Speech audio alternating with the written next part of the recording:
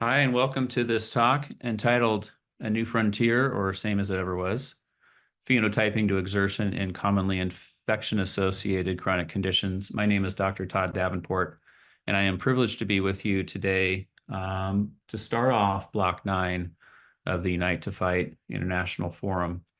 Thank you so much for your attendance, for clicking into this session, as well as to the organizers for supporting this talk. I'm looking forward to a good session today. These are recorded remarks. I'm actually on my way to a healthcare leadership summit on long COVID rehabilitation. So while I apologize, I can't be with you in person. I am just so excited to be able to share this information with you in the manner of helping to move things forward in a united front to pursue additional knowledge for cures and the attendant research funding and research training that's necessary in order to do that. So without further ado, away we go. First, I like to start with the folks who I get a chance to work with and who make me smarter. I serve as professor and chair of the Department of Physical Therapy at University of the Pacific in Stockton, California. Stockton's just east of the San Francisco Bay Area for those who are interested in its location. And I'm proud to be part of our School of Health Sciences. I've also been a research consultant with the Workwell Foundation, working with Stacy and Jared Stevens, Dr. Mark Van Ness, Dr. Chris Snell, which is located just to our south here in California. I also am the Scholarly Projects Coordinator for the Physical Therapy Residency and Fellowship programs through Kaiser Permanente, Northern California. And I am fortunate to serve as chair of Long COVID Physio, leading a very talented and dedicated group of people who are primarily in the rehab disciplines, but also physician colleagues and composed of folks with lived experience with long COVID. And just my disclosure, because this is CME, that I have no financial or non-financial conflicts related to this talk, and I speak for myself, not my employers or affiliates. There are a number of different reasons why we should unite to fight. One of the main reasons that gets thrown out there, which is extremely valid, is an ethical, sort of moral reason to ensure that a rising tide can raise all the boats of infection-associated chronic conditions, and that only happens when all of the IACCs are part of the conversation. But aside from sort of ethical and practical reasons, over the next, say, 20 to 25 minutes or so, I hope to build a case for why going forward is actually supported by the science and supported in an evidence-based approach as well. About half of individuals with long COVID, 100% of individuals with myalgic encephalomyelitis, and many individuals with other infection-associated chronic conditions have what's called post-exertional neuroimmune exhaustion. And it's a syndrome that goes by many names. Post-exertional malaise is probably the most common among them. But the common understanding of post-exertional malaise is probably best informed by this PENE. PENE was coined back in 2011 in the International Consensus Criteria for Myalgic Encephalomyelitis by Carruthers and colleagues. And PENE is a compulsory criterion, and you can see it highlighted there on the slide in red text. But it involves a marked, rapid physical or cognitive fatigability in response to exertion. It involves post-exertional symptom exacerbation, post-exertional exhaustion, a prolonged recovery period, often of 3 days to a week or more after an acute exertion, low threshold of physical and mental fatigability or a lack of stamina that results in a substantial reduction in pre-illness activity level. And often this reduction can be progressive. So notice that this, by queuing up my my laser pointer here, this post-exertional symptom exacerbation is another synonym for this overall post-exertional neuroimmune exhaustion that has been sort of taken up by people living with long COVID, but notice that this feature of symptoms getting worse with exertion is only one small piece of the overall post-exertional neuroimmune exhaustion. In the top line, you see that the fatigue abilities in response to kind of physical or cognitive stimulation, but also, environmental, emotional stimulation also can create post-exertional neuroimmune exhaustion. Now, so PENE or PENE is the compulsory criterion for ME, and obviously you have ME is a multi-system, multi-symptom, multi-sign constellation. And so you see those reflected in the next columns, that in order to be diagnosed with ME, according to the international consensus criteria, you need at least one symptom from 3 categories in the neurologic impairments. Notice that all of these are listed in the long COVID literature. And so they become kind of subsumed under this PENE category because many of these impairments become worse following exertion. Also need at least one symptom from 3 of 5 symptom categories involving immune, gastrointestinal, and genitourinary impairments. And then finally, some kind of an energy production and transportation impairment. So all of these symptoms are commonly treated in a piecemeal fashion in the literature. And so this has led to trying to determine which of the symptoms are the most predictive of a post-COVID condition type of a diagnosis. But just suffice to say that this is one big constellation of symptoms and signs that all have in common worsening with exertion. And so often the cross-sectional studies do not factor in PENE, post-exertional malaise, or a related construct. And so what we end up with is this scattershot of different signs and symptoms, which neglects the picture of the whole picture. We've staged these symptoms in terms of a time course of immediate, short-term, and long-term symptoms. The immediate symptoms tend to be after an acute exertion involving heavy fatigue, being out of breath, dizziness, and nausea. They tend to resolve quickly for people who do not have ME/CFS, but they tend to be out of sort of need more time in people who have ME/CFS or a related condition. The short-term symptoms involve overdoing activities involving exceeding the anaerobic threshold, either for an extended period or multiple times during the day. We'll go over that in a minute, a little bit more in terms of what the VAT is. And these short-term symptoms involve pain, brain fog, or cognitive dysfunction, headache, and sleep disturbance, and they reflect dysfunctional neurological and cardiopulmonary responses. And then finally, you have long-term symptoms which last a week or more and reflect a sustained immune response. And these symptoms may include weakness, decreasing function, flu-like symptoms, and cardiopulmonary symptoms. So all of these are reflective of more exceeding the body's capacity for activity over a longer term.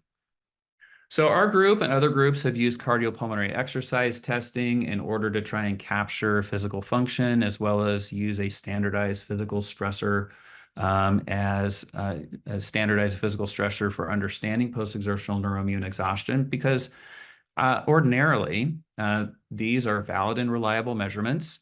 They are highly reproducible between sessions. They're very commonly used in clinical and research settings, and so really, CPET testing involves a common language of folks who are interested in understanding the effects of exercise on the body across different health conditions. You also can objectively assess and compare effort on a cardiopulmonary exercise test using data, as we'll see in a few more slides, that a participant can't fake. And then finally, there's widely adopted testing criteria that have been adapted for various different purposes. Pretty easy to pick up a protocol and use it to be able to replicate findings. And so just so many advantages to using the humble cardiopulmonary exercise test. Just quickly about the test. This person is on an upright cycle ergometer. The cycle ergometer can be used to standardize work rate, which is helpful so that you know how hard a person is exerting during the test. Person has a mask, and that mask is connected to a tube, and that tube is connected to a computer, and the computer has an analyzer for the gases and the expired air, and the computer then documents the expired gases. There's usually EKG, so there are the leads of the EKG that also may feed through either the same computer or a different computer in order to understand the effects of exercise on heart rate and other types of variables. So this is a highly controlled, highly monitored test, and so you can see that there's a lot of rigor involved in this type of work. So what we have are different energy systems that engage during a cardiopulmonary exercise test. So early on, between about the start of cycling and 2 minutes, the muscle is essentially using whatever it has laying around on hand in order to sort of get started. So you've got the metabolism of free creatine and muscle glycogen that nets about 1 energy molecule at a time before the long-term energy system, or the aerobic energy system, sometimes it's called oxidative phosphorylation, kicks in. It happens during most of the task. This is a process during which oxygen is used to split apart glucose, and it tends to net many energy molecules. So it's a very efficient and robust process. Until finally, the tricarboxylic acid cycle, or aerobic glycolysis, tends to be defeated by its own waste products, oxygen-free radicals and lactate. And so it tends to work decreasingly less as you work harder. And so at the very, very end of the exercise task, just to get the last few revolutions on the bike pedals, your body starts metabolizing its own lactic acid, turning it into glucose to feed forward into anaerobic glycolysis. So now splitting glucose and making energy in the absence of oxygen, netting actually -4 ATP. So this is a process that is extremely self-defeating because it does not net more energy than it uses. So this is just the very last minute. Obviously, you can't subsist in this cycle for very long. So once you're up past your ability to use the aerobic system, you're just not going to be able to function for that much longer. And the byproducts here of the long-term energy system involve hydrogen ions. And so these hydrogen ions need to be buffered. And so they're buffered by carbon dioxide that you breathe in. And so here we have the sample CPET data. And you have on the vertical axis volume of carbon dioxide in the breath, and then the volume of oxygen in the breath. We use a certain averaging technique here, taking the middle 5 of 7 breaths just to smooth out the data. And if we plot the VO2 versus the VCO2, or the volume of oxygen versus the volume of carbon dioxide in each breath, you can see that there's a point at which the volume of carbon dioxide tends to go up fairly linearly with the volume of oxygen. But then there's an increase in the amount of carbon dioxide that is breathed off, and that increase in carbon dioxide breathed off is an attempt to buffer those hydrogen ions. And so the break point here is called the anaerobic threshold. This is the time at which your body starts splitting apart those glucose molecules and trying to make energy with less and less oxygen. And we call it the VAT because the V is ventilatory anaerobic threshold. There are other types of anaerobic threshold measurements, but we use ventilation. And so you can see where this kind of creates a little bit of a V slope. So we call the V slope method. And this isn't the only way that we use. We sort of take a look at some of the other charts as well that I won't have time to go through right now, but you can see that the VAT is also reflected on these other charts, and we use that to kind of triangulate where this breakpoint is. So there are objective criteria to achieve a maximal test, and they're on the screen here. The most important one probably is the respiratory exchange ratio of greater than 1.1. The patient doesn't know these criteria beforehand, and so we use this respiratory exchange ratio of 1.1, which is the volume of carbon dioxide divided by the volume of oxygen. So now this is the point at which you have more carbon dioxide than oxygen being expired. It's very difficult to fake. A high RER is generally not possible with without high voluntary effort. And so it removes this whole idea of effort preference as a voluntary issue, deciding whether or not this is a worthwhile activity. And so RER really is a very nice construct here to sort of take away some of the conversation that has been taking place surrounding whether a person may find it worthwhile to engage in activity or not. This is an objective physiological estimate of effort. So in the Stevens protocol, named after Stacy Stevens at the Workwell Foundation, also called 2-day CPET or sometimes called serial CPET, we use a first physical exertion as a stressor, standardized stressor, and then follow up 24 hours in the post-exertional state with a second test. And the advantage of that second test is to measure the physiology of the post-exertional state. As a result, we get to understand what changes may be taking place while a person is symptomatic. So there's plenty of literature out there on using one-day testing, but what we miss in one-day testing is this opportunity to follow up when the patient's actually having symptoms. So it may be when the person's at home recovering from that one-day test, we're missing a lot of the important information that may come forward to help us understand these infection-associated chronic conditions. So normally we use CPET to detect small changes in cardiac and pulmonary and metabolic status. And we can do that because CPET is highly reliable. And it's highly reliable and reproducible in a whole host of different conditions, and many of which are on the screen here, many of which involve significant disability. And so the inability to reproduce measurements during a maximal cardiopulmonary exercise test should be considered very unusual.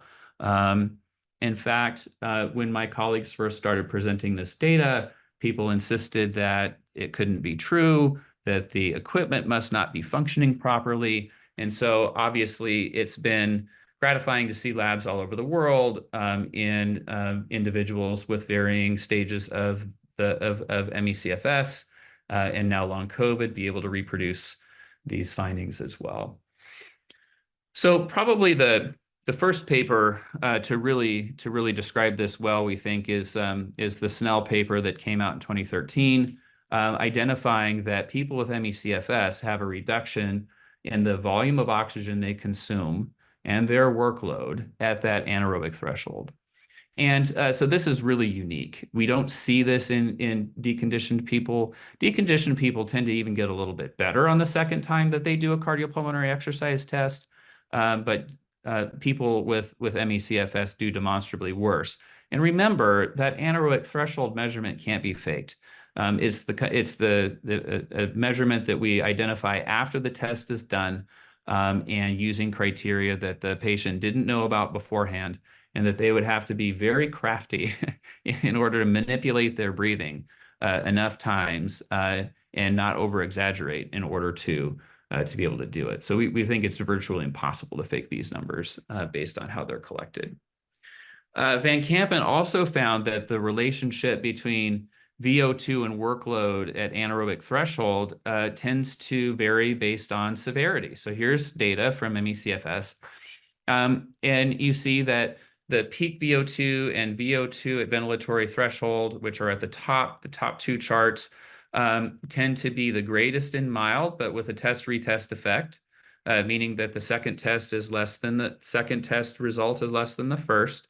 And then moderate, you see the bars being kind of intermediate in size on each of the charts, but that the test-retest effect is still there. And then finally, in people classified as severe, you see very low VO2s, but still a test-retest effect on both. And you see the same type of trend down here in workload, where again, mild, the greatest, but test-retest effect, as well as at VAT. Moderate is sort of in the middle, as you might expect, and then severe being the lowest. So again, this trend holds up regardless of functional severity. It's worthwhile noting that these max values for average age of the cohort were at 3.5 percentile for the people who are mild, less than the first percentile for people who are moderate and severe. So you're seeing very significant functional compromise as a result of ME/CFS. Again, we see differences in CPET measurements that are large and even larger on the second test, especially at submaximal exertion. So there's clearly something going on here. And this really is the functional ceiling. The VAT value is the functional ceiling for activities. So on one day, a person may be able to perform certain activities. On the next day, they won't be able to do those things because their anaerobic threshold, volume of oxygen consumed, and work rate have declined. And so we think that this model is an excellent excellent approximation of the proximal cause of functional declines related to post-exertional malaise. Well, what about participants with long COVID? So this is piping hot, fresh data of test-retest values in people with long COVID. This is at peak. So at peak exertion, you can see we had 38 women and 15 men. And in those 38 women, there was a significant difference in peak VO2 between test 1 and test 2, as well as a significant difference in work rate. Heart rate was not significantly different, and no significant difference at peak values in these particular measurements in men. But at ventilatory anaerobic threshold, things change. So here you still don't have a significant difference in heart rate, but you do have significant declines at anaerobic threshold in VO2 and work rate in both men and in women. So really the story here is at ventilatory threshold or at anaerobic threshold, suggesting aerobic system dysfunction and potentially less time spent in aerobic metabolism, more time spent in anaerobic metabolism, which is very similar to what we see in people with ME/CFS. We do see lactate accumulation curve shifted to the left in people with ME/CFS, meaning that there's an increase in lactate production during cardiopulmonary exercise testing, especially on the second test, per power output, which is remarkable because we see similar trends in terms of reduction, an increase in lactate concentration, lactate to pyruvate ratios in people with long COVID. So here again, this is where unity is an evidence-based proposition. We see pyruvate dehydrogenase function being impaired in people with ME/CFS. This is an important initial step to create the precursor molecules to enter the tricarboxylic acid cycle. Pyruvate dehydrogenase mediates the conversion of pyruvate to acetyl-CoA. And so an impairment in function of this enzyme is going to reduce the amount of acetyl-CoA available for oxidative phosphorylation.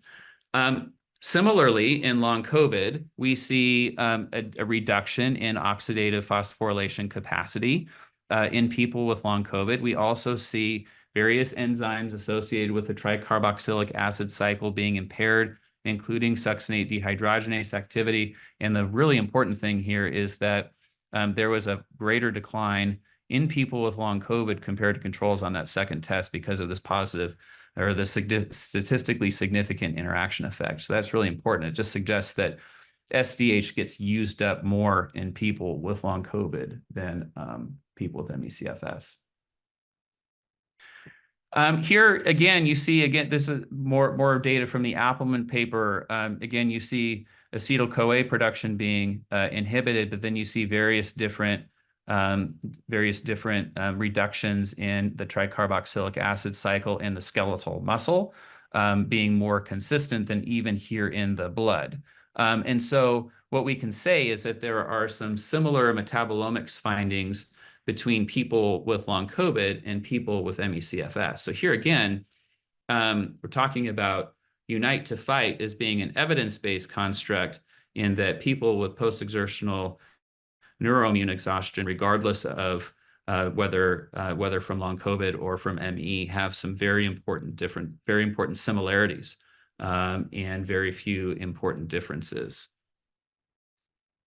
So what we can say is that post-exertional neuroimmune exhaustion is a unifying construct in infection-associated chronic conditions research. It's an evidence-based proposal at this point, in addition to an important ethical and moral proposition to have ME groups alongside long COVID groups, alongside other IACC groups in research studies that have involved folks with post-exertional neuroimmune exhaustion.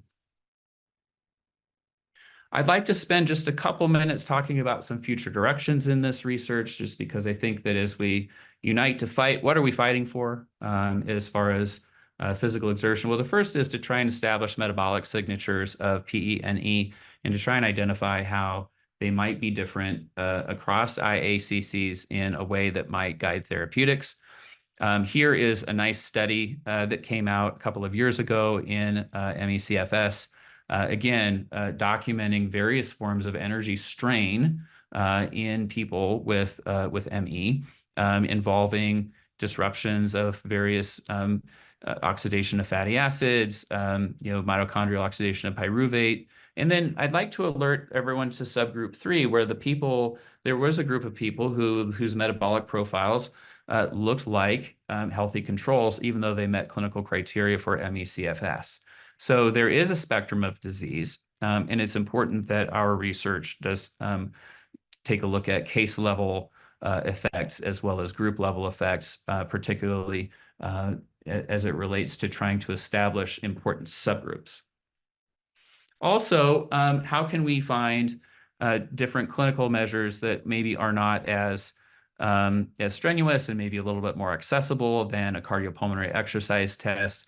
Part of this may revolve around finding post-exertional malaise or post-exertional neuroimmune exhaustion signatures using heart rate variability at lower loads. The muscle metaboreflex might be a promising avenue here in terms of being able to measure reflex onset related to hand grip exercise instead of cycle ergometry. And then finally, it's important that we start to address underrepresentation of participants in research by making sure that all individuals are represented, that we're filling clinical and research pipelines by prioritizing training for people from historically marginalized backgrounds, and that we start to decolonize our clinical and research practices to include especially notions of pacing and political economy that allow people to recover. Thank you so much for having me, and for to the organizers of UniteToFight for casting a really important spotlight on this theme and family of conditions. Be well.